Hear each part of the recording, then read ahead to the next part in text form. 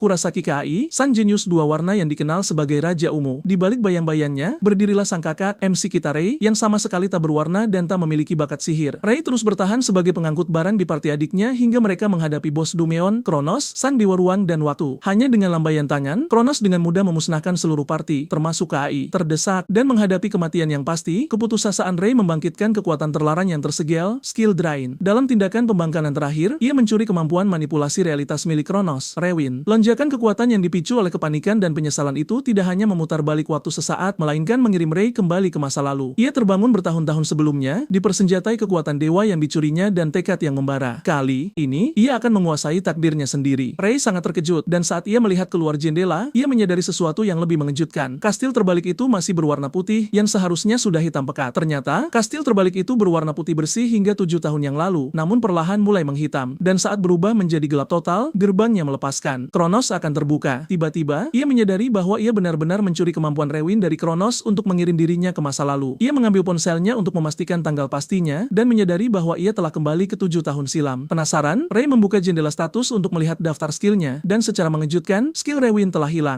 Namun kemampuan skill Drain masih tetap ada. Meski Rewin telah lenyap, Rei tetap senang dengan apa yang tersisa karena selama 10 tahun, yang ia inginkan hanyalah satu skill saja. Karena memiliki skill Drain, ia merasa puas. Saat itulah, pengingat di ponselnya menyala, mengingatkannya bahwa hari itu adalah ujian penyihir. Rei pun menuju markas asosiasi penyihir yang mengawasi urusan para mage dan penaklukan Dungeon. Ia melangkah ke markas yang tampak baru itu, dan sebelum ia sempat menghirup udara segar, ia mendengar seseorang memanggilnya, tak berwarna, dari belakang. Ia berbalik dan melihat bahwa orang-orang itu adalah Goto dan Oing, yang keduanya merupakan bawahan adiknya. Mereka juga orang-orang yang tewas di ruang Kronos. Goto dan Oing mengejek Rei karena datang ke markas untuk mengikuti ujian penyihir lagi. Mereka memberitahunya bahwa usahanya sia-sia karena sesering apapun ia mencoba, ia akan tetap tak berwarna. Sebenarnya, ini bukan pertama kalinya Rei mengikuti ujian penyihir. Namun ia terus mencobanya berulang kali karena menolak untuk menyerah. Tak ingin meladeni mereka, ia menepis tangan mereka dan menyuruh mereka pergi. Tak lama kemudian, ia berada di kantor pemuji dan bertemu dengan Hinata Reiner, seorang mage peringkat B. Bahkan Hinata pun bosan melihat Rei, dan ia memberitahunya bahwa Rei pada akhirnya akan terbunuh jika terus mencoba. Rei meyakinkan Hinata bahwa kali ini akan berbeda dari sebelumnya. Hinata tidak punya pilihan selain menemani Rei ke lokasi ujian, dan karena ia sudah mengikuti ujian berkali-kali, ia tidak butuh penjelasan lagi. Ternyata, ia harus mengumpulkan 3 batu mana dari goblin untuk lulus ujian. Bagi mereka yang telah membangkitkan skill, ini biasanya bukan tugas sulit, tapi Rei selalu kesulitan. Ternyata, sebuah peristiwa mengejutkan juga terjadi pada hari itu. Seekor monster mengerikan muncul di Dungeon level 1, yang seharusnya tidak ada di sana. Persis seperti dugaan Rei, monster tersebut muncul di kejauhan dengan sosok yang mengancam. Monster itu ternyata adalah Red Cap Goblin, monster level 37. Hinata terkejut saat melihat ini, membuatnya bertanya-tanya mengapa sesuatu yang begitu berbahaya ada di Dungeon tersebut. Hinata menghulus pedangnya, menyuruh Rei lari agar ia bisa melindunginya. Namun, Rei tahu bahwa perbedaan level itu terlalu jauh. Sebelum ia kembali ke masa lalu, Hinata kalah melawan monster itu karena dia bertarung demi memastikan Rei bisa selamat. Hinata dipukuli habis-habisan hingga terpaksa pensiun sebagai penyihir. Rei menyalahkan dirinya sendiri karena karir Hinata hancur total akibat ketidakmampuannya. Namun, kali ini, Rei sudah bersiap untuk mengubah keadaan. Rei mencabut pedang pendeknya, dan saat monster itu menerjang ke arahnya, ia melemparkan pedang tersebut. Rupanya, monster itu memiliki skill yang meningkatkan kemampuan fisiknya, dan seperti dugaan Rei, monster itu dengan mudah menangkis pedangnya. Monster itu terus maju ke arah Rei, dan Rei memukul kepalanya dengan keras. Hal ini membuat si monster marah, dan saat ia hendak menghukum Rei atas kebodohannya, kekuatan Rei mencuri skill penguat tubuh dari monster tersebut, yang pada akhirnya meningkatkan statistik fisik Rei. Goblin itu berdiri terpaku karena terkejut, bertanya-tanya mengapa ia merasa begitu lemah dan tak berdaya. Selagi ia masih berusaha memahami apa yang terjadi, Rei dengan mudah membelah monster itu menjadi 2 dari kepala ke bawah. Hinata terpana saat menyadari bahwa Rei baru saja mengalahkan Red Cap hanya dengan satu serangan. Rei, di sisi lain, merasa kagum dengan kemampuannya, skill Grind, karena betapa luar biasanya kekuatan itu. Ia tenggelam dalam kegembiraan sampai Hinata mengejeknya kembali ke realitas, menanyakan bagaimana ia bisa mengalahkan monster tersebut. Menyadari bahwa akan buruk jika ia mengaku memiliki skill hitam, Rei memberitahu Hinata bahwa itu hanyalah sebuah kebetulan. Hinata meneriaki Rei agar berhenti berbohong saat ia menyadari bahwa ujian harus dibatalkan karena monster abnormal baru saja muncul di Dungeon. Hinata memberitahu Rei bahwa kejadian ini harus dilaporkan ke markas. Rei mencemaskan dirinya sendiri dan mengingatkan Hinata bahwa ia masih harus mengumpulkan 2 batu mana lagi. Namun Hinata membentaknya, memberitahunya bahwa ia berada di situasi yang salah untuk memikirkan batu mana karena keadaan sedang berbahaya. Seolah sudah takdir, 2 goblin biasa muncul di kejauhan dan Rei dengan cepat menghabisi mereka dengan memenggal kepala mereka. Hal ini semakin mengejutkan Hinata hingga mulutnya ternganga. Rei kemudian mengambil batu mana yang dijatuhkan para goblin, bertanya kepada wanita itu apakah ia boleh mengambilnya. Hinata terlalu terpana untuk menjawab pertanyaannya, dan tak lama kemudian mereka kembali ke markas. Tidak lama setelah ini, Hinata muncul dengan lisensi penyihir milik Rei. Ia telah secara secara resmi diberikan status penyihir dan ditempatkan di peringkat C. Rey mengambil lisensi tersebut dan tersenyum kecil karena butuh waktu yang cukup lama baginya untuk mencapai titik ini. Hinata juga menunjukkan detailnya mengenai penukaran batu mana yang ia kumpulkan. Rupanya, batu mana adalah sumber energi berharga yang tidak memancarkan Ko2. Selain sebagai sumber energi, batu itu bisa dijual ke asosiasi. Rey yakin bahwa mengalahkan monster Red Cap yang merupakan peringkat tinggi akan memberinya bayaran yang lumayan. Ia memeriksa detail pembayarannya dan ia hampir berteriak kaget karena jumlah yang sangat besar di sana. Karena mengalahkan Goblin, ia mendapatkan 1000, tapi Red Cap saja memberinya 3 juta. Hinata mendesaknya agar tidak kehilangan akal dulu karena ia telah mengalahkan Red Cap. Rey masih terkejut karena ia tidak pernah tahu bahwa penyihir menghasilkan banyak uang, dan Hinata memberitahunya bahwa ia bahkan bisa mendapatkan lebih. Ini membuatnya penasaran dan ia bertanya pada Hinata tentang Dungeon. Setelah berdiskusi dengan Hinata, Rey menuju ke Dungeon peringkat C yang telah dipesan untuknya. Rey merasa kagum karena dulu ia tidak bisa memasuki Dungeon sendirian. Namun, dengan kekuatan barunya, ia yakin bisa mengubah masa depan. Tepat saat ia hendak melangkah masuk ke dalam Dungeon, tiba-tiba ia dicengkeram oleh skill yang dikenal sebagai Mana Hand. Ia berbalik dengan frustrasi dan betapa terkejutnya, ia sedang ditahan oleh Goto dan Oing. Oing dan Goto mengejeknya karena mencoba memasuki Dungeon sendirian, memberitahu bahwa itu melanggar aturan. Dengan wajah menghina, Rey memberitahu keduanya bahwa ia diizinkan karena telah lulus ujian penyihir. Keduanya terkejut mendengar ini dan menganggapnya sebagai pembohong kronis. Goto kemudian menghampiri Rey dan menekan kepalanya ke bawah dengan Mana Hand, menyuruhnya menunjukkan skillnya jika memang sudah bangkit. Rupanya, Mana Hand adalah skill yang memadatkan mana menjadi properti fisik. Bahkan dengan penguatan tubuh yang ekstrim, Rey menyadari bahwa ia tidak bisa melepaskan diri. Namun, ia bukan orang yang menyerah di bawah situasi sulit dan ia dengan marah menyeruduk kepala Goto. Goto terhuyung mundur dan pada saat yang sama, Rey mencuri skill Mana Hand miliknya karena sekarang ia memiliki Mana Hand yang diletakkan padanya oleh Goto pun akhirnya non-aktif. Aura biru yang luar biasa memancar dari tubuhnya, mengejutkan Goto dan Oing. Rey tidak membuang waktu untuk menggunakan Mana Hand dengan mencengkeram Goto, memaksanya untuk mengakui bahwa Rey benar-benar telah bangkit. Oing menolak untuk mengakui Rey dan memutuskan untuk menyerangnya dengan bola api. Rey mengaktifkan skill penguat tubuh dan menggunakannya untuk menembas serangan api tersebut, mengejutkan Oing. Oing mencoba memahami apa yang baru saja terjadi saat Rey menjangkaunya dengan pukulan yang mementalkannya ke ujung ruangan. Goto terkejut melihat Rey juga bisa menggunakan penguat tubuh, dan sambil merintih kesakitan, Oing bertanya pada Rey apakah ia sekarang adalah penyihir dua warna. Rey menjawab singkat tidak, dan tepat saat itu skill Drain miliknya juga mencuri bola api Oing, yang pada dasarnya menambahkan satu warna lagi ke daftar skillnya. Mulut Oing hampir menganga saat melihat ini karena ia belum pernah melihat atau mendengar penyihir dengan 3 warna. Rey menunjukkan betapa berbahayanya dia dengan menembakkan bola api ke arahnya, membuat Oing hampir kencing di celana. Rey kemudian bertanya apakah mereka masih mau bertarung, tapi keduanya saling pandang dalam ketakutan sebelum melarikan diri dengan terbirit-birit. Setelah mereka pergi, Rey membayangkan bahwa Kai tidak akan senang jika nanti mengetahui apa yang baru saja terjadi. Pada dasarnya, dulu ia adalah anjing peliharaan Kai, dan jika Kai tahu Rey telah membangkitkan kekuatannya, Kai pasti akan muncul untuk menghancurkannya. Kai sudah mencapai level 50 yang mengesankan, menjadikannya salah satu penyihir terkuat di era modern. Selain Kai, Rey menyadari bahwa ia harus mewaspadai Dungeon menakutkan yang akan segera terbuka untuk mempersiapkan diri menghadapi masalah di masa depan. Rey tahu ia harus meningkatkan levelnya sebanyak mungkin, dan ia pun melangkah masuk ke dalam Dungeon. Rupanya, level adalah fondasi kekuatan, dan naik level memungkinkan seorang penyihir mempelajari skill baru yang meningkatkan total cadangan mana. Hal ini juga meningkatkan jumlah mana yang dapat dikendalikan penyihir sekaligus. Rey sedang berjalan di Dungeon ketika tiba-tiba ia disergap oleh Flame Wizard level 38. Di sekeliling penyihir itu terdapat beberapa bola api, membuat Rey ngeri karena ia hanya mampu menciptakan satu bola api saja. Penyihir itu mampu melakukannya berkat perbedaan level yang sangat besar. Penyihir itu melemparkan bola apinya ke arah Rey, dan meskipun ia mampu menangkis satu, Rey terpaksa berpindah posisi untuk menghindari bola api lainnya. Rey menyadari bahwa ia tidak bisa mengalahkan monster itu secara langsung. Namun ada satu hal yang tidak berubah, fakta bahwa setelah menggunakan skill, selalu ada celah.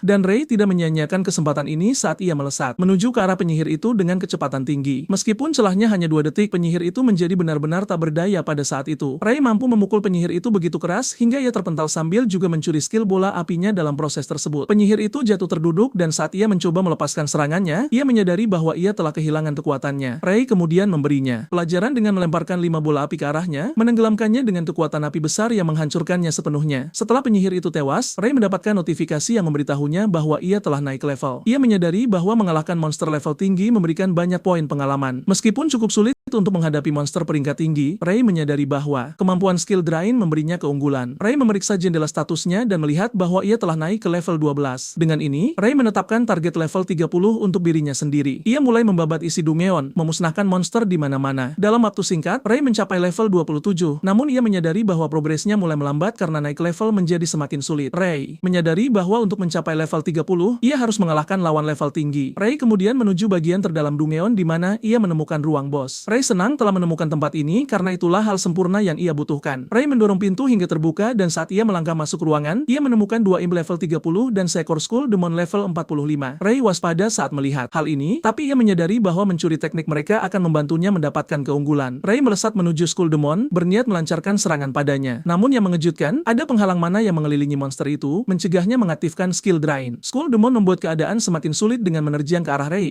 hampir merobek kepalanya. Namun ia berhasil menghindarinya. Dengan ledakan energi tiba-tiba dari monster tersebut, Ray menyadari bahwa ia harus melakukan sesuatu yang berguna untuk mengalahkan monster itu. Karena belum memiliki kekuatan untuk menguras energi Skull Demon, ia mengincar para imp. Ia menebas salah satu imp, mencuri skill Ice Needle darinya sebelum mengubahnya menjadi panggan dengan bola api. Imp yang lain melihat temannya berubah menjadi pajangan api, tapi terlalu takut untuk bergerak. Sekarang setelah memiliki Ice Needle, Ray mengalihkan perhatiannya ke Skull Demon dan menyerangnya dengan Ice Needle, yang pada akhirnya menghancurkan penghalang mananya. Namun, imp yang telah dikalahkan itu segera bangkit kembali berkat kekuatan Skull Demon. Meskipun itu menambah beban bagi Ray, ia tidak mengeluh karena mengalahkan imp akan memberinya poin pengalaman dan itulah yang ia butuhkan. Ia mengalahkan imp itu lagi, memberinya kenaikan level lainnya. Karena kenaikan level baru-baru ini, jumlah mana yang dapat ia kendalikan juga meningkat. Selain itu, ia membuka kemampuan baru, skill Synthesis. Ray merasa lega saat melihat ini karena itulah yang sangat ia inginkan. Ia tidak membuang waktu untuk menggabungkan Ice Needle dengan bola api menggunakan skill Synthesis yang baru didapatnya. Skill merah dan biru itu menyatu, menciptakan Fire Launch yang ditembakkan Ray ke arah Skull Demon. Skull Demon memasang penghalamanannya seperti biasa, tapi Fire Launch itu melemahkannya, memberi Ray kesempatan untuk menerobos dan menjangkaunya dengan pukulan. Dengan memukul Skull Demon, ia berhasil mencuri mana barrier darinya. Namun ia tidak berhenti. Sampai di situ, ia juga mencuri penguat tubuh ekstrim, membuat Skull Demon benar-benar bingung dan tak berdaya. Ray kemudian menghabisi Skull Demon dengan kejam dengan menghujamkan Fire Launch ke dadanya hingga ia dilalap api. Sebuah batu mana hijau besar jatuh setelah mengalahkan Skull Demon dan levelnya melonjak dari level 28 ke level 33. Ray menghela napas lega setelah mengalahkan monster tangguh itu berkat kemampuan skill Synthesis. Rupanya, itu adalah teknik tingkat lanjut yang dimaksudkan untuk menciptakan skill yang jauh lebih kuat dan tersedia mulai sekitar level 30. Inilah yang diharapkan Ray dan ia senang bisa melakukannya tepat waktu. Ray sedang menikmati momen kemenangannya saat sistem memberitahunya bahwa ia telah memenuhi persyaratan level dan jumlah skill yang dapat ia simpan melalui skill Drain telah meningkat. Slot skillnya melonjak dari 3 menjadi 5 dan Ray tersenyum karena ia tahu segalanya akan menjadi lebih mudah baginya. Setelah selesai memeriksa semua yang ia butuhkan, ia keluar dari Dumeon dan menuju markas untuk menyerahkan batu mana hijau tersebut. Hinata tercengang saat menyadari bahwa Ray mengalahkan Skull Demon dan bahkan telah mencapai level 33 hanya dalam sehari. Ray tersenyum gugup mengaku bahwa ia hanya beruntung. Tapi Hinata memberitahunya bahwa tidak pernah terdengar ada orang yang melewati level 30 hanya dalam satu hari. Hinata memberitahu bahwa dengan levelnya saat ini, ia bahkan bisa menjadi penyihir peringkat B. Saat itulah, Ray mendengar suara yang familiar menggema di belakangnya, disertai aura yang mengerikan. Suara itu tak lain adalah adiknya, Kai, dan Kai percaya bahwa ada kesalahan karena tidak mungkin Ray menjadi peringkat B. Kai menambahkan bahwa Ray hanyalah pria tak berwarna yang tidak memiliki bakat sama sekali. Hinata membela Ray, mengatakan bahwa ia benar-benar mengalahkan Red Cap dan Skull Demon. Begitu Kai mendengar hal ini, ia kehilangan kendali dan segera menyerang Ray. Ia melancarkan pukulan kuat tepat ke arah dadanya. Ray dengan mudah menangkisnya dengan mana guard yang baru didapatnya sambil tersenyum padanya dan menyuruhnya berhati-hati. Dengan kemampuan Ray menangkis pukulannya, Kai akhirnya percaya pada rumor bahwa kakaknya telah membangkitkan skill. Namun, Kai tidak terlalu terkesan, dan ia mendesak Ray untuk waspada karena ia ingin melihat seberapa hebat kemampuannya. Hinata menyadari bahwa Kai bertindak sembrono, memaksanya untuk bertanya apakah Kai sedang bersiap untuk bertarung. Kai mengklaim bahwa tidak akan ada masalah jika Ray benar-benar peringkat B seperti yang mereka katakan, kecuali jika ia hanyalah penyihir gadungan yang menyelinap ke peringkat B. Ray menyadari bahwa menolak permintaan Kai hanya akan membuatnya malu dan kesulitan di masa depan. Ray pun memutuskan untuk menerima tantangan Kai, dan hal ini mengejutkan Kai, namun di saat yang sama membuatnya marah. Keduanya kemudian menuju arena markas untuk menyelesaikan perbedaan mereka. Ray menyadari bahwa ia harus waspada terhadap jumlah mana yang dapat ia kendalikan sekaligus karena ia akan menghadapi lawan yang lebih kuat darinya. Ray juga tahu ia harus tetap waspada setiap saat karena combo maksimalnya adalah 3 skill dasar sementara milik Kai adalah 5 skill. Dengan angka-angka ini saja, Ray cukup yakin bahwa ia akan kalah jika mencoba melawannya secara langsung. Agar adil, Ray menyadari bahwa ia harus membawa sesuatu yang istimewa. Setelah mereka siap bertarung, Ray menyerang dengan Ice Needle dan Kai membalas dengan bola api. Kedua serangan itu beradu di tengah, meninggalkan ledakan keras dan awan debu. Hal ini membutakan pandangan Kai, dan sebelum ia menyadarinya, Ray menjangkaunya dengan penguat tubuh. Mengejutkannya, Kai terkejut melihat kakaknya sekarang menjadi pengguna 2 warna. Di sisi lain, Ray mencoba menghitung sisa mana skill yang bisa digunakan Kai karena Kai sudah menggunakan 1. Saat ia bergerak mendekati KAI, ia mengaktifkan skill sintesis untuk menciptakan Fire Lance. KAI terkejut melihat ini, tapi itu pada dasarnya memberitahunya bahwa kakaknya sekarang bisa menggunakan skill 3 warna. Namun, ia tidak khawatir sedikit pun. Tepat saat Ray hendak menjangkaunya, KAI menyambutnya dengan bola api kuat yang menghancurkan Fire Lance milik Ray sebelum mementalkannya ke tanah. Wajah Ray tampak ngeri karena Fire Lance-nya yang membutuhkan 2 skill. Mana untuk digunakan, dengan mudah dikalahkan hanya dengan 1 skill sederhana. KAI mengejek kakaknya, mengatakan bahwa Ray mungkin bisa menggunakan 3 warna skill, tapi ia tidak bisa menandinginya karena KAI berada di level yang sangat berbeda. Untuk benar-benar membuat Ray sadar diri, KAI menembakkan bola api mematikan ke arahnya. Ray terpaksa berlarian untuk mencoba menghindari bola api sambil menciptakan Fire Lance. Ia menembakkan Fire Lance ke arah KAI, tapi KAI membalas dengan serangan andalannya, bola api. Bola api KAI menembus dan melesat lurus ke arah Ray, namun ia segera memasang penghalang mana. Akan tetapi, penghalang mana itu tidak sebanding dengan kekuatan KAI dan hancur berkeping-keping, membuat Ray terhempas ke tanah lagi. Saat Ray di tanah, KAI berjalan menghampirinya, menyuruhnya menundukkan kepala dengan hormat dan ia akan melupakan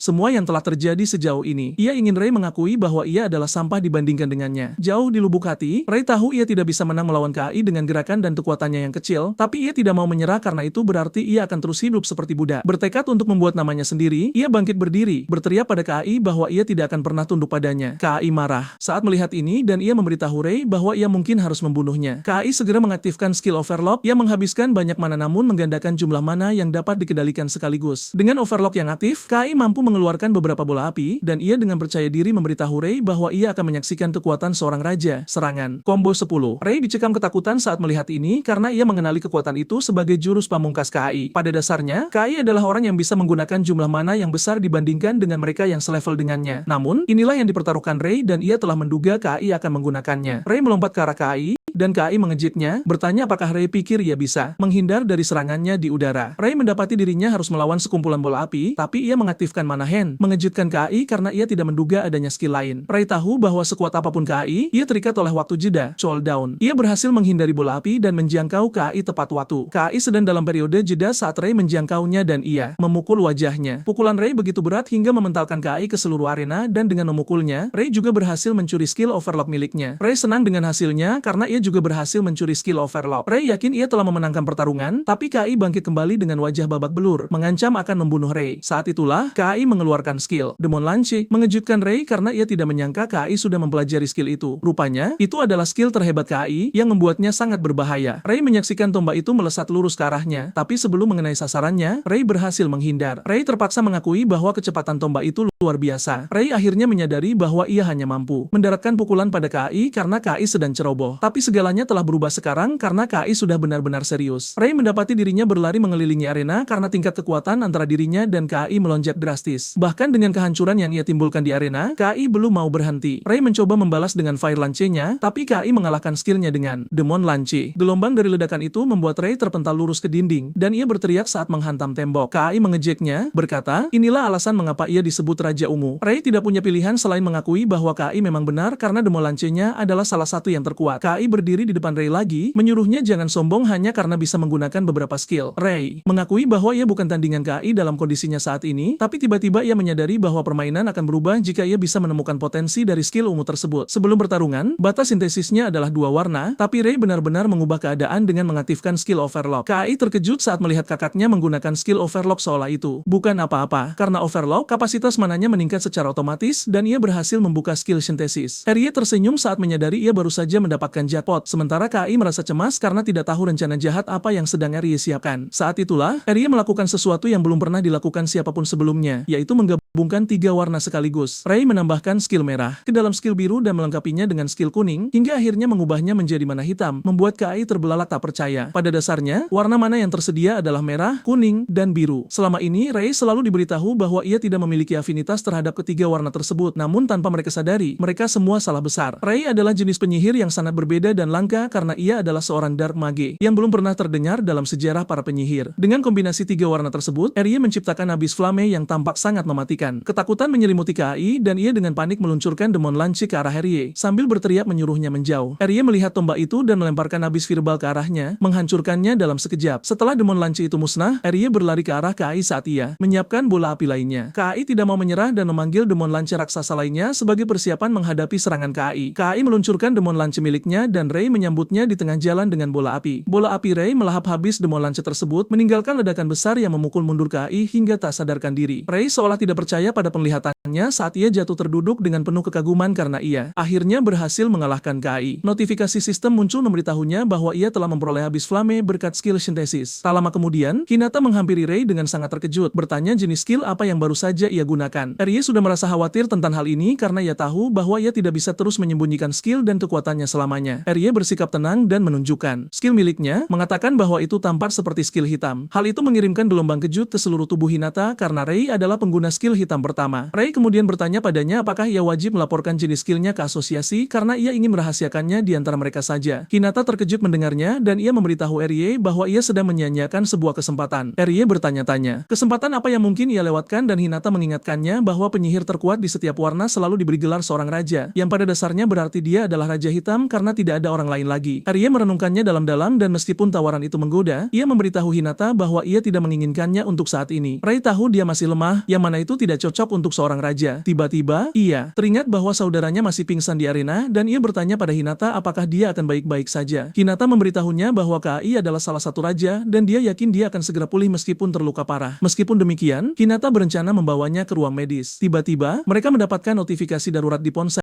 dan saat dia memeriksanya, dia menyadari bahwa sebuah Dumyeon telah muncul di pintu masuk barat Taman Ikabukuro dan level penyihir yang direkomendasikan untuk masuk adalah 70. Hinata terkejut saat melihat hal ini, tetapi Rie sudah menduganya karena dia tahu hal itu pernah terjadi di kehidupan masa lalunya. Itu adalah Dumyeon level 70 di saat sebagian besar raja masih berada di level 50. Dan pada minggu pertama kemunculan Dumyeon tersebut, para raja menyadari betapa lemahnya mereka. Karena hal ini, mereka mengabaikan Dumyeon Ikabukuro tersebut. Namun tanpa mereka ketahui, itu adalah titik awal dari sebuah tragedi. Rupanya, Dumyeon tersebut mengalami Dumyeon kolapse karena sebuah Dumyeon diharapkan untuk ditaklukkan dalam jangka waktu tertentu atau monster-monster di dalamnya akan menyerbu keluar. Dumyeon Ikabukuro adalah Dumyeon pertama di mana Dumyeon Outbreak terjadi. Kemunculan monster-monster tersebut mengakibatkan begitu banyak kematian, membuat kota Tokyo kewalahan dengan serangan monster. Sebagai gantinya, banyak orang tewas karena jumlah monster mengerikan yang menyerbu jalanan. Namun, Rei telah bersiap untuk menghentikan tragedi itu agar tidak terjadi lagi, apapun risikonya. Hinata nyaris kehilangan keseimbangan saat Rei memberitahunya tentang rencananya untuk menaklukkan Dumyeon tersebut. Hinata mencoba memberitahunya betapa berbahayanya Dumyeon itu, bahkan jika dia cukup kuat. Selain itu, hanya penyihir peringkat A yang diizinkan masuk ke Dumyeon tersebut karena level rekomendasinya jauh di atas 50. Karena masih ada sedikit waktu sebelum Dumyeon Outbreak terjadi, Rie memastikan apakah ujian promosi peringkat A masih diadakan minggu depan, dan Hinata menjawab ya. Karena inilah masalahnya, Rei memberitahu Hinata rencananya untuk naik ke peringkat A pada saat dia mengikuti ujian berikutnya. Hinata semakin terkejut saat mendengar hal ini, tetapi dia tidak bisa menyangkal fakta bahwa Rei sebenarnya bisa lulus ujian dengan kemampuannya. Namun, dia terdengar seolah ada masalah, dan Rei bertanya padanya apa itu. Hinata kemudian memberitahunya bahwa untuk mengambil tes promosi peringkat A, dia harus menyelesaikan Dumyeon peringkat B dengan sebuah party terlebih dahulu. Ini berarti dia harus membentuk sebuah party dan menyelesaikan Dumyeon peringkat B, dan Rie benar-benar telah melupakan hal ini. Rei mengecek ponselnya dan yang dia lihat hanyalah pesan-pesan sampah tentang orang-orang yang mengatakan bahwa tidak mungkin mereka akan membentuk party dengannya. Karena dia harus menyelesaikan Dumyeon peringkat B sebelum minggu berakhir, Rie tahu dia berada dalam posisi sulit karena sangat susah untuk menyelesaikannya secara solo. Rei dibiarkan memutar otak, memikirkan apa yang bisa dia lakukan untuk keluar dari situasinya yang sulit. Saat itulah, dia mendengar beberapa penyihir memarahi rekan mereka karena dianggap sangat lemah. Hal ini menarik perhatian Rei, yang ingat bahwa dia selalu diperlakukan seperti sampah, persis seperti orang buangan tersebut. Ternyata, nama gadis itu adalah Ichinao Aya, dan rekan-rekannya bahkan tidak segan-segan menyebutnya sebagai beban tim. Saat Rie mendengar nama Aya, dia teringat sesuatu yang cukup penting. Ternyata, Aya akan dikenal sebagai Scarlet King di masa depan, tetapi dia masih dikenal sebagai penyihir yang tidak kompeten di masa sekarang. Meskipun dia lemah, Rei merasa kecewa karena anggota partinya memperlakukannya seperti sampah. Aya mencoba memberitahu anggota timnya bahwa dia tidak boleh dikeluarkan dari party karena dia tidak akan mampu membiayai tagihan medis adiknya. Dia berjanji untuk bekerja lebih baik saat mereka memasuki Dumyeon berikutnya, dan pemimpin party memberitahunya bahwa dia akan menunggu untuk melihat apa yang bisa dia lakukan selama penyerbuan mereka pada hari itu juga. Dia memberitahu Aya bahwa dia pasti akan dikeluarkan dari tim jika dia mengacau, dan Aya dengan gugup menyetujui hal ini. Aya dan timnya kemudian melangkah keluar untuk menghadapi sebuah Dumyeon, tetapi Rie khawatir hal-hal mungkin tidak berjalan baik. Rie tahu bahwa Aya menjadi Scarlet King di tahun-tahun mendatang, tetapi dia menderita banyak kesulitan sebelum itu. Rie ingat bahwa sekitar waktu inilah dia terlibat dalam insiden tertentu. Rupanya, dia terluka parah selama pertempuran bos dan dia mengalami koma selama bertahun-tahun. Tiba-tiba, terpikir oleh Rei bahwa insiden itu mungkin terjadi pada hari itu juga. Meskipun Rei tidak yakin tentang hal itu, dia bisa melihat bahwa Aya bertingkah sangat aneh. Untuk mencegah sesuatu yang gila terjadi padanya, Rie memutuskan bahwa dia perlu turun tangan. Sementara itu, Aya dan timnya telah bertemu dengan bos Dumyeon Dulahan, monster level 45. Tiba-tiba, pemimpin party melakukan sesuatu sesuatu yang sangat gila, dan dia mendorong Aya ke dalam jangkauan monster sehingga dia bisa menggunakannya sebagai umpan. Dia menyuruh Aya untuk melawan monster itu sendirian, dan Aya mencoba mengingatkannya bahwa dia tidak bisa menang melawan monster itu sendirian. Pemimpin parti kemudian memberitahu Aya bahwa dia akan diusir jika dia tidak bisa menghadapi monster bos sendirian. Aya terdesak oleh tuntutan pemimpin partinya, tetapi dia percaya bahwa dia tidak punya pilihan, karena semua yang dia lakukan adalah demi adiknya. Anggota parti menonton dengan senang saat Aya berjalan ke arah bos dan melemparkan bola api ke arahnya. Bola api Aya mengenai target, tetapi monster itu tidak bergerak sedikit pun dari tempatnya berada. Aya panik saat menyadari bahwa serangannya tidak berguna melawan monster itu. Tiba-tiba, Dullahan melompat ke arahnya, siap menghantamnya sampai mati dengan pedang besarnya. Pedang itu menghantam tepat di depannya, menyebabkan gelombang besar yang menghancurkan tanah dan membuatnya terhempas ke tanah, benar-benar berada dalam kekuasaan monster itu. Monster itu hendak menghabisinya saat Rie muncul di tempat kejadian, dan dengan bantuan penguatan tubuh ekstremnya, dia menahan serangan monster tersebut. Aya terkejut saat melihat seorang penyelamat muncul tepat di depannya, mencegahnya dari kematian. Rie mengerahkan seluruh kekuatannya untuk menangkis serangan itu, dan dia memukul mundur monster tersebut. Aya dibiarkan terkagum-kagum dan Rie berbalik untuk memastikan bahwa dia baik-baik saja. Anggota parti Aya tidak senang karena seseorang entah dari mana muncul untuk merusak rencana mereka. Mereka tahu bahwa Dullahan adalah monster yang menakutkan dengan berat yang mengerikan, tetapi Rie mendorongnya seolah itu bukan apa-apa. Saat itu juga, Dullahan kembali berdiri dan melepaskan raungan keras yang mengguncang setiap sudut ruangan. Rie tidak terkejut bahwa monster itu masih hidup karena zirah Dullahan jelas diperkuat dengan skill penguatan yang membuat serangan biasa benar-benar tidak berguna melawannya. Karena hal inilah, Ray memutuskan untuk mencuri skill tersebut dan membatalkannya. Ray mempertaruhkan segalanya dan melompat ke arah monster untuk mencoba menyentuhnya. Dia berhasil menyentuh monster itu dan dia mengaktifkan skill Drain, tetapi yang mengejutkannya, skill itu menolak untuk aktif. Rie terpaksa melompat mundur sebelum dia terbelah dua oleh monster tersebut. Rie kembali ke tempat Aya berada dan gadis itu bertanya apakah dia baik-baik saja. Rie memberitahunya bahwa dia baik-baik saja karena dia berhasil menahan serangan monster itu dengan pedangnya. Rie akhirnya menyadari bahwa zirah Dullahan adalah bagian eksternalnya, dan agar skill Drain berfungsi, dia harus menyentuh bagian internal dari tubuhnya. Saat itu juga, Dullahan menghantamkan pedangnya ke tanah, melepaskan ledakan energi besar darinya. Ray mengangkat mana barriernya dan berteriak pada Aya untuk tetap di belakangnya agar dia tidak terkena serangan. Mana barrier Ray berhasil menahan serangan yang datang, tetapi gelombang dari serangan itu membuat anggota parti yang lain terbang seperti kertas. Hanya pemimpin parti yang tetap berdiri dan dia dengan marah meluncurkan tombak es ke arah monster itu. Secara mengejutkan, Dullahan menahan serangan itu dan membalas dengan serangan balik yang tidak bisa dihindari oleh wanita itu. Dia mendapati dirinya terlempar ke dinding. Karena tombak es itu tidak berguna melawan Dullahan, Rie menyadari bahwa dia membutuhkan skill yang melampaui skill penguatan monster tersebut. Rie memutuskan untuk menggunakan Abyss Flame miliknya, dan dia tidak membuang waktu untuk menyiapkan bola api hitam, membuat Aya terkejut. Ray melemparkan api hitam itu langsung ke arah monster dan Dullahan juga mengirimkan gelombang energinya ke arah Ray. Kedua serangan itu bertemu di tengah jalan, tetapi api Ray terlalu kuat dan ia melahap habis ledakan energi Dullahan. Api hitam tersebut mencapai Dullahan bahkan sebelum ia sempat melakukan apapun dan ia dilalap api. Ray membatasi pergerakan monster itu dengan mana hand untuk memastikan bahwa api hitam itu menyelesaikan tugasnya. Ini cukup untuk membakar habis apapun skill penguatan zirah yang dimiliki Dullahan, dan ia hancur menjadi debu karena kekuatan luar biasa dari api hitam tersebut. Dengan matinya Dullahan, ia menjatuhkan batu mana hijau yang besar. Namun, Aya lebih peduli pada kekuatan luar biasa yang dimiliki Rie. Dia benar-benar terkesan dengan bagaimana dia mampu menumbangkan monster itu hanya dengan satu serangan, dan dia dengan gugup berterima kasih kepada Rie karena telah menyelamatkan nyawanya. Ray tersenyum sambil memberitahu gadis itu bahwa dia senang dia baik-baik saja. Jauh di lubuk hatinya, Ray benar-benar bahagia karena dia berhasil menyelamatkan Aya dari kematian. Pemimpin parti Aya yang menyebalkan akhirnya kembali berdiri, tampak sangat marah. Dia menyadari bahwa Ray cukup kuat, tetapi keserakahannya membuatnya menginginkan hadiah karena telah menumbangkan monster tersebut. Dia menghampiri Ray, menyuruhnya menyerahkan batu mana itu karena merekalah yang mendaftar untuk menaklukkan Dumyan tersebut. Aya terkejut mendengarnya, dan dia terpaksa mengingatkan wanita menyebalkan itu bahwa Ray baru saja menyelamatkan nyawa mereka. Ray bahkan memberitahu wanita itu bahwa dia tidak masalah memberikan batu mana tersebut padanya, tetapi sebagai imbalannya, Ray memberitahu wanita itu bahwa dia ingin Aya berada di partinya. Hal ini mengejutkan pemimpin parti dan bahkan Aya sendiri. Rie kemudian berpaling ke Aya mengatakan dia juga bebas untuk membuat pilihannya karena dia tidak memaksanya. Pemimpin parti itu meledak dalam tawa gila saat mendengar hal ini dan memberitahu Ray bahwa dia dengan sepenuh hati setuju dengan kesepakatan tersebut. Dia menepuk bahu Aya bertanya apakah dia juga setuju dengan kesepakatan itu. Aya tiba-tiba menjawab bahwa dia setuju dengan kesepakatan tersebut dan dia memberitahu Ray bahwa dia sekarang berada dalam asuhannya. Pemimpin parti mengambil batu mana itu dan saat dia berjalan pergi, dia berbicara tentang bagaimana dia berhasil mendapatkan kesepakatan yang bagus dengan menukar anggota parti yang tidak berguna. Tanpa sepengetahuannya tetapi diketahui oleh Ray, Aya adalah permata yang sesungguhnya. Setelah parti itu pergi, Aya berterima kasih kepada Rie sekali lagi karena telah menyelamatkannya dan Ray meminta maaf karena membuatnya meninggalkan partinya secara tiba-tiba. Aya, di sisi lain, tidak terlalu memikirkan dirinya sendiri karena dia percaya bahwa dia hanya akan menghambat Rie. Ray kemudian memberitahunya bahwa dia tidak perlu khawatir karena dia akan menjadi lebih lebih kuat dan bahkan lebih kuat dari mereka yang meninggalkannya. Aya terkejut mendengarnya karena dia tidak melihat dirinya sebagai seseorang yang akan menjadi lebih kuat. Rye kemudian memberitahunya bahwa dia mendengar percakapannya dengan mantan anggota partinya di markas besar, tetapi dia meyakinkannya bahwa itu tidak sengaja karena apa yang dia dengar. Rye memberitahu Aya bahwa dia bisa menjadi pendukungnya. Aya merasa lega mendengarnya dan dia memberitahu Rye bahwa dia bersedia berada dalam asuhannya. Rye tersenyum, menyadari bahwa dia telah berhasil mendapatkan emas. Keesokan harinya, Rye dan Aya bersiap untuk melangkah keluar dalam upaya menaklukkan Dongyeon peringkat B. Aya bertanya apakah mereka berhak mengambil ujian peringkat A jika mereka menaklukkan Dongyeon tersebut dan Rye menjawab ya. Selain itu, Rye memberitahunya bahwa sebenarnya ada sesuatu yang akan membuatnya lebih kuat di dalam Dongyeon tersebut. Ini membuat Aya penasaran karena dia tahu menjadi lebih kuat akan membantunya menghasilkan lebih banyak uang untuk membayar tagihan medis adiknya. Bersemangat akan hal ini, Aya menunjukkan kepada Rye betapa antusiasnya dia untuk menghadapi Dongyeon tersebut. Keduanya melangkah ke dalam Dongyeon peringkat B yang merupakan sebuah gua kristal. Kumpulan monster pertama yang mereka temui adalah serigala hitam, dan ini menakutkan bagi Aya. Namun, Rye mendesaknya untuk tetap di belakang sementara dia mengurus monster-monster tersebut. Rye berlari ke arah monster-monster itu dan dia mengaktifkan penguatan tubuh ekstrim sebelum menjangkau mereka. Bersenjatakan pedangnya, dia menebas monster-monster itu seperti tisu. Dia membelah mereka satu persatu. Yang lain, membuat Aya terkejut yang sedang menonton dari belakang. Dia kagum pada betapa kuatnya Rye karena kekuatannya tidak dapat dibandingkan dengan mantan anggota partinya, meskipun mereka kuat. Rye kemudian memandu Aya ke tempat yang dia inginkan, meyakinkannya bahwa dia akan mendukungnya. Dia mendesaknya untuk mengikuti rencana dan Aya berjalan ke arah monster dalam upaya untuk mengalahkan mereka sehingga dia bisa naik level dengan cukup cepat. Meskipun dia hanya bisa menggunakan serangan sederhana, dia bersedia mencoba yang terbaik melawan monster-monster tersebut. Aya merapal bola apinya sebagai persiapan menghadapi monster-monster kecil yang berlari ke arahnya. Sementara itu, Rye berdiri dan menonton dari belakang karena dia telah menyiapkan Aya untuk ujian yang sempurna guna membuatnya menyadari senjatanya sendiri. Sementara Aya sedang menghadapi monster kecil, sebuah monster besar muncul dari belakang. Tetapi Rye siap menghadapinya karena dia tidak dalam suasana hati untuk membiarkan apapun mengganggu apa yang sedang dilakukan Aya. Aya berhasil mengalahkan monster-monster itu, tetapi tidak peduli seberapa banyak yang dia lakukan, mereka terus datang seolah-olah mereka memiliki kartu respawn tak terbatas. Dia bahkan digigit di lengan kirinya yang memperburuk keadaan baginya karena dia akan kehabisan mana jika dia tidak menemukan jalan keluar dari monster-monster yang menjengkelkan ini. Aya sedang memikirkan betapa sulit hidupnya ketika dia mendongak untuk melihat Rye menghadapi sekelompok monster yang lebih tangguh hanya agar dia bisa mempermudah segalanya bagi Aya. Saat itulah akhirnya dia menyadari bahwa dia harus berhenti mengeluh dan mulai bertindak sebagai gantinya. Aya siap untuk memenuhi standar yang telah ditetapkan Rye untuknya, dan dia menggunakan emosinya untuk merapal sebuah bola api. Dia melemparkan bola api itu ke arah monster dan berkat emosi di baliknya, bola api itu tumbuh cukup besar untuk melahap monster-monster tersebut seperti keripik. Aya terkejut saat menyadari bahwa bola apinya semakin besar, tetapi mananya tidak kunjung habis. Rye, di sisi lain, senang karena Aya akhirnya menguasai kekuatannya karena dia sebenarnya cocok untuk pertempuran ketahanan. Pada dasarnya, cadangan mananya adalah senjata terbesarnya dan dia baru saja menemukannya. Aya dibiarkan terkagum-kagum ketika dia menyadari bahwa dia telah membuka skill Blast Furnace. Sesaat kemudian, keduanya tiba di ruang bos yang menampung slime besar level 52. Saat Rye menerjang ke arah slime tersebut, dia menyuruh Aya untuk menggunakan skill barunya melawan slime itu. Aya menuruti perintah tersebut dan dia melepaskan Blast Furnace-nya, mengeluarkan kekuatan api yang luar biasa yang mengejutkannya. Dia tidak percaya bahwa dia mampu mengeluarkan kekuatan yang begitu mengerikan. Di sisi lain, Rye menyadari apa yang dia mampu lakukan karena Blast Furnace adalah skill yang meningkatkan kekuatan api dari skillnya, tetapi dengan biaya mana yang tinggi. Itu pada dasarnya cocok dengan rangkaian skill miliknya. Tapi, tiba-tiba, terpikir oleh Rye bahwa tingkat kekuatan api yang dia saksikan lebih tinggi dari apa yang dia pikirkan. Kekuatan api Aya melalap seluruh ruangan, mengubahnya menjadi merah, dan dia akhirnya memusnahkan slime tersebut. Setelah bos dikalahkan, Rye menghampirinya, memujinya atas pekerjaan yang dilakukan dengan baik. Aya awalnya terguncang, tetapi dia menenangkan dirinya dan mulai tertawa karena dia tidak pernah berpikir dia mampu mengeluarkan kekuatan yang luar biasa. Namun, dia tidak membuang waktu sekejap pun untuk berterima kasih kepada Rye karena semua itu berkat dia sehingga dia menemukan potensinya. Setelah menaklukkan Dongyeon peringkat B, keduanya kembali ke permukaan dan dia menyebutkan bahwa mereka telah berhasil memenuhi syarat yang memungkinkan mereka untuk berpartisipasi dalam ujian peringkat A, yang berarti yang tersisa adalah mengambil ujian tersebut. Rye tersenyum padanya, membenarkan hal ini, tetapi jauh di lubuk hatinya dia sangat ingin mengambil ujian tersebut dan lulus karena itu adalah suatu keharusan. Pada hari ujian peringkat A, keduanya menuju ke asosiasi dan Hinata memberitahu mereka bahwa mereka harus mengukur kemampuan tempur mereka dan memasangkan mereka dengan seseorang untuk pertarungan tiruan. Rye siap untuk mengambil ujian tersebut dan lulus sehingga dia akhirnya bisa menjadi penyihir peringkat A untuk rencana selanjutnya. Aya juga bersemangat dan dia mendesak Rye untuk memberikan yang terbaik juga. Saat itu juga, mereka bertemu dengan mantan anggota parti dan pemimpin yang menyebalkan, Isoyama. Mereka mengejeknya karena mencoba mengambil ujian tersebut, tetapi Rye melangkah maju untuk membela Aya, memberitahu anggota parti tersebut bahwa Aya tidak akan kalah dari pengecut seperti mereka. Isoyama mencemooh dan kemudian mengejek Rye, memberitahunya bahwa dia memiliki anggota parti yang lebih baik yang bisa dia dapatkan daripada Aya yang tidak berguna. Saat Saat itu juga, anggota party yang dimaksud muncul di kejauhan, dan ternyata itu adalah seorang wanita, Aono Yuri. Ini segera membuat Rie khawatir karena dia pernah mendengar nama itu di kehidupan masa lalunya. Rupanya, Yuri begitu kuat sehingga dia pernah menyelesaikan Dumeon yang sangat berbahaya secara solo tanpa banyak kesulitan. Setelah itulah dia menjadi sangat terkenal. Dan menilai dari keadaan saat ini, Rie dengan mudah menyimpulkan bahwa Yuri mungkin sudah berada di sekitar level penyihir peringkat A. Yuri kemudian berjalan ke arah Rie mengatakan bahwa dia tampak seperti seseorang yang cukup menarik. Ini membuat Rie lengah, membuatnya menatap Yuri dengan aneh. Ayah khawatir tentang bagaimana tindakan Rie dan dia memanggil namanya. Penyebutan namanya segera memberitahu Yuri siapa dia sebenarnya karena dia dapat menyimpulkan bahwa dia adalah kakak laki-laki KAI. Selain itu, dia telah mengetahui bahwa KAI kalah darinya dan berita tentang hal ini mengejutkan Rie karena dia tidak tahu prestasinya telah menyebar jauh di antara para penyihir. Ayah, di sisi lain, benar-benar terkejut bahwa Rie mengalahkan KAI dan dia terpaksa bertanya kepadanya apakah itu benar. Yuri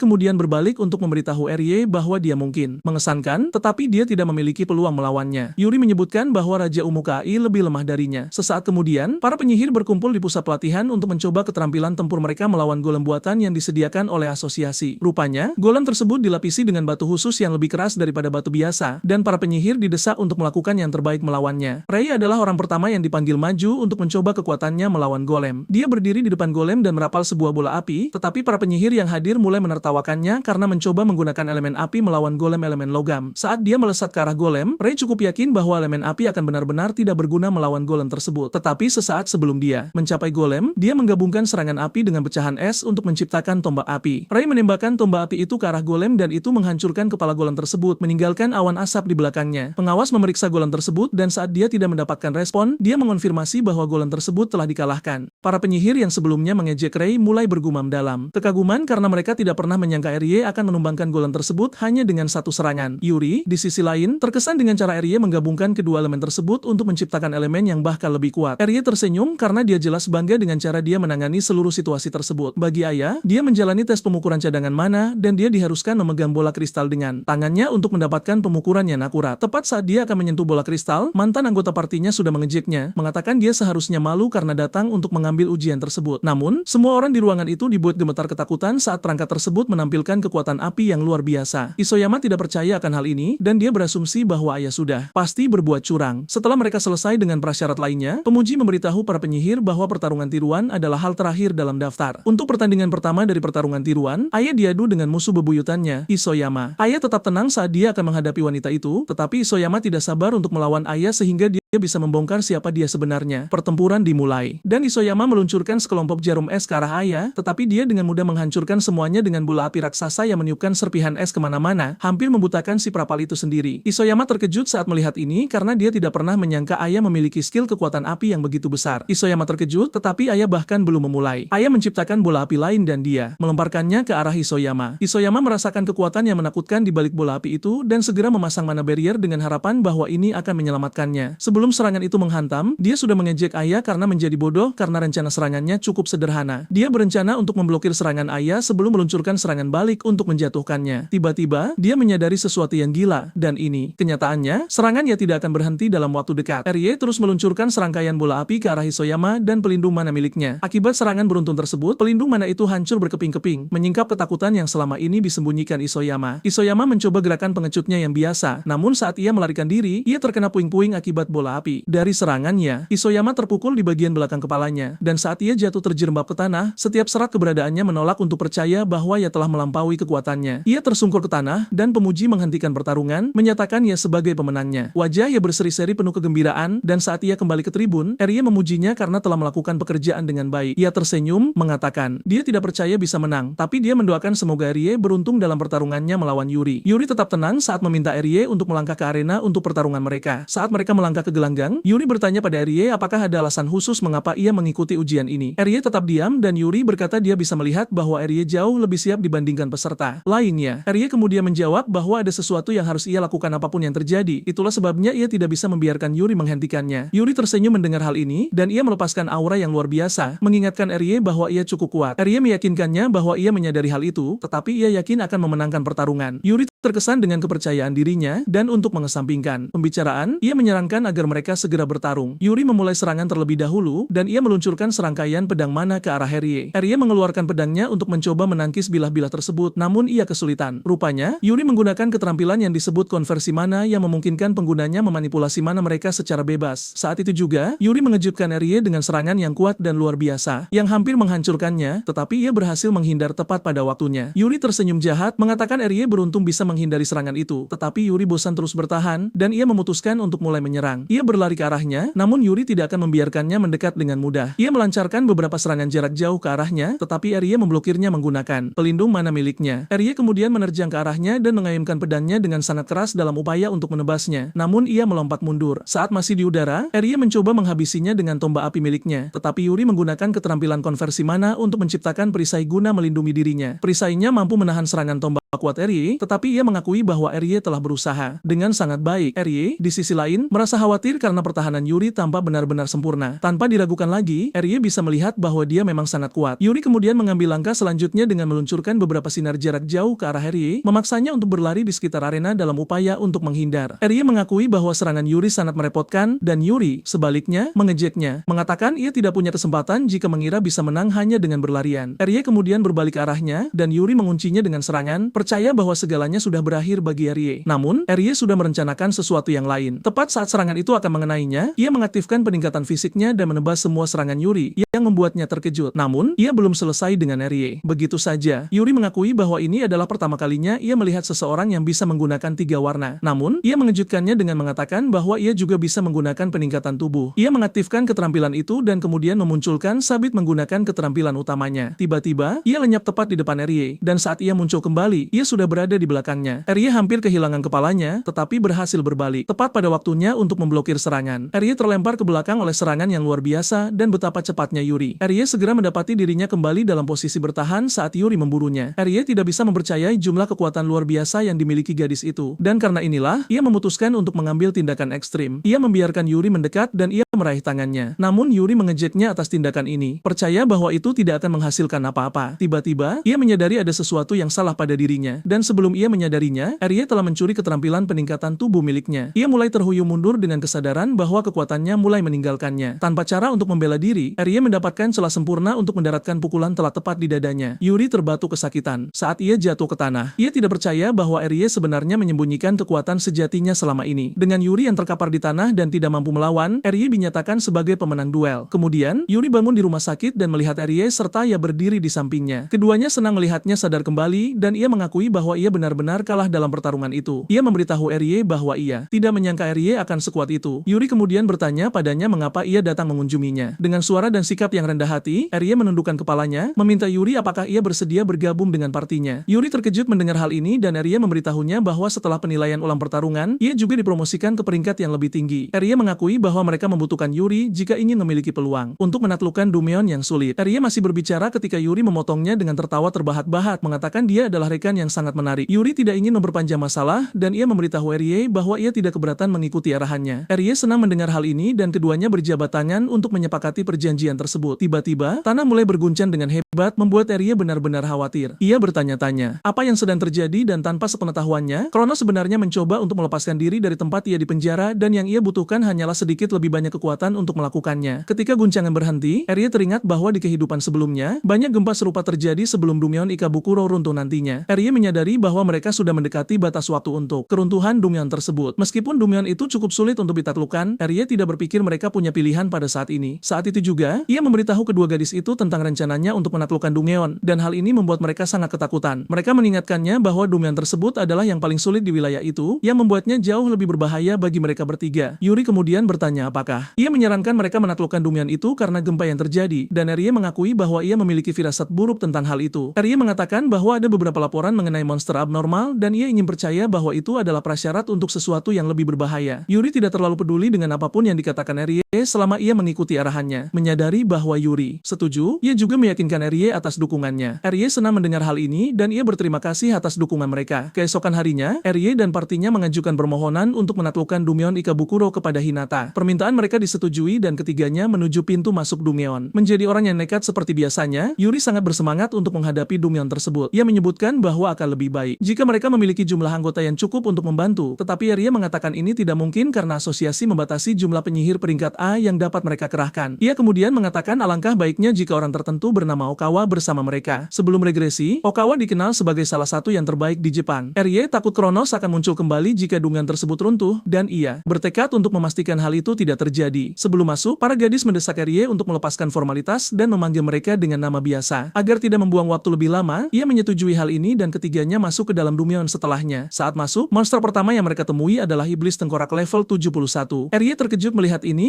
karena monster itu adalah bos di Dumeon level rendah lainnya. Namun sudah muncul di pintu masuk Dumeon ini. Tanpa rasa takut, ketiganya menyerbu ke arah iblis tengkorak dan monster itu segera memasang pelindung mana. Arya menyadari bahwa menyingkirkan pelindung mana adalah hal pertama yang harus dilakukan dan ia menembakkan tombak api ke perisai tersebut. Namun, satu serangan tombak api tampaknya terlalu lemah untuk menghancurkan perisai itu. Arya dan Yuri kemudian mengerahkan upaya gabungan mereka untuk menjatuhkan perisai tersebut, memberi Arya kesempatan terbuka untuk berlari ke arahnya dan membelahnya menjadi dua. Seperti biasa, mengalahkan iblis tengkorak memberi mereka batu mana hijau yang besar. Arya memuji para wanita atas ketepatan waktu mereka dalam menjatuhkan perisai. Yuri kemudian akhirnya memberanikan diri untuk bertanya pada Arya bagaimana ia bisa menggunakan begitu banyak keterampilan. Arya perlu waktu sejenak, namun ia akhirnya menjawab, mengungkapkan bahwa ia memiliki kemampuan yang disebut penguras keterampilan, skill drain. Para gadis bingung dengan hal ini dan Arya menjelaskan bahwa hanya dengan menyentuh, ia mampu mencuri keterampilan orang lain. Yuri akhirnya sadar apa yang terjadi selama duel mereka. Namun, Arya meyakinkan Yuri bahwa ia telah mengembalikan keterampilannya. Ya, di sisi lain, benar-benar terpukau, karena ia tidak menyangka Arya memiliki keterampilan yang begitu kuat. Ia akhirnya menyadari mengapa Arya ingin mereka menaklukkan Dungeon tersebut, dan ia menyimpulkan bahwa mereka berada di tangan yang aman selama Arya bersama mereka. Ia juga bertekad untuk memastikan bahwa ia tidak menjadi beban bagi tim. Dengan ini, tim melanjutkan perjalanan mereka lebih dalam ke dalam Dungeon, dan tak lama kemudian, mereka tiba di ruangan bos. Ia menunjukkan bahwa gemuruh tanah semakin intens. Ia terpaksa bertanya apakah mereka benar-benar mampu menghadapi monster bos tersebut. Arya kemudian memberitahu ia bahwa mereka telah mengalami peningkatan level dalam perjalanan menuju ruangan bos. Dan dengan ini, ia percaya bahwa mereka harus mampu melakukannya. Yuri mengakui bahwa pria itu benar dengan analisisnya, dan ia siap untuk membuktikan kepada tim bahwa ia bukanlah penghambat. Tiba-tiba, sesuatu muncul dari belakang dan meraih ia sebelum mereka sempat bereaksi. Mereka berbalik untuk melihat makhluk yang menakutkan, Grim Reaper level 89, yang merupakan bos Dumeon itu. Arya benar-benar terkejut dan ketakutan karena bos itu seharusnya tidak berada di luar ruangannya. Ini meninggalkan beberapa pertanyaan yang berlarian di kepalanya, tetapi fokus utama dari segalanya adalah bahwa mereka dalam masalah besar. Arya kemudian memberitahu Yuri bahwa situasinya mungkin terlihat buruk, tetapi mereka tidak punya pilihan selain menyelamatkannya. Arya berteriak pada ia untuk memastikan bahwa ia baik-baik saja. Ternyata, ia mampu merapal pelindung mana untuk mencegah dirinya hancur, tetapi pada saat yang sama, Arya khawatir karena ia mungkin memiliki cadangan mana yang besar, namun tetap ada batasnya. Meskipun pilihan terbaik baginya adalah menggunakan api jurang, Abyss Flame, ia tidak bisa karena ia akan terkena dampaknya. Satu-satunya solusi untuk masalah ini adalah benar-benar menemukan cara untuk membantunya keluar dari situasi tersebut. Arya kemudian memberitahu Yuri bahwa ia akan mencoba yang terbaik untuk menarik perhatian tentakel monster itu, dan ia mendesaknya untuk menemukan cara menyelamatkannya. Dengan rencana yang tampaknya matang, keduanya menyerbu ke arah monster tersebut. Arya menempatkan dirinya tepat di depan monster itu dan hampir terkena tentakel, tetapi ia berhasil menghindarinya dengan tipis. Kerusakan dari tentakel itu menghancurkan lantai, yang mengejutkan Arya. Ia segera menyadari bahwa ia tamat jika terkena serangan langsung. Tepat saat ia mengira ia keluar dari bahaya, salah satu tentakel muncul dari belakang. Ia percaya bahwa pria itu tamat saat ia meneriakkan namanya kesakitan. Untungnya bagi Arya, ia berhasil melepaskan diri dari situasi sulit menggunakan monahan, dan ia menghela napas lega. Saat seluruh kekacauan terjadi, Yuri mendapat kesempatan untuk mencapai monster itu. Ia mengayunkan sabitnya, berharap untuk mendaratkan serangan kritis, tetapi serangannya memantul, dan saat itulah mereka menyadari bahwa monster itu memiliki keterampilan penguatan, strengthening skill. Yuri terpaksa mundur sebelum ia hancur di antara tentakel besar monster itu. Arya memeriksa kondisinya, dan ia meyakinkan pria itu bahwa ia baik-baik saja. Namun, keduanya dapat melihat bahwa ada sesuatu yang aneh tentang hal itu. Pada dasarnya, monster tentakel selalu memiliki pertahanan rendah, dan ini adalah pertama kalinya Arya melihat monster tentakel dengan keterampilan penguatan. Selain daftar hal aneh yang terjadi di sekitar monster itu, adalah fakta bahwa ia berada di luar ruangannya. Tanpa sepengetahuannya, Kronos memainkan peran besar dalam segala hal yang terjadi tepat di depan matanya. Namun, monster itu datang ke arah mereka dengan kemarahan yang begitu besar sehingga mereka tidak punya waktu untuk memikirkan apa yang harus dilakukan. Saat ia terjebak di dalam pelindung-pelindungnya, ia percaya bahwa apa yang dihadapi keduanya pada dasarnya adalah kesalahannya. Ia menyadari bahwa bahwa ia terlalu pasif karena ia selalu mengandalkan Rye untuk memperbaiki keadaan. Ia mulai memutar otaknya untuk memikirkan sesuatu yang bisa ia lakukan untuk membantu dalam situasi tersebut. Yuri dan Rye segera menghadapi masalah besar karena mereka hampir kehabisan mana berkat banyaknya pertempuran yang mereka jalani. Rye hampir menyerah pada situasi ini ketika tiba-tiba ia mengingat sesuatu. Ia berteriak pada Ya untuk menyerang mereka dengan fusi mana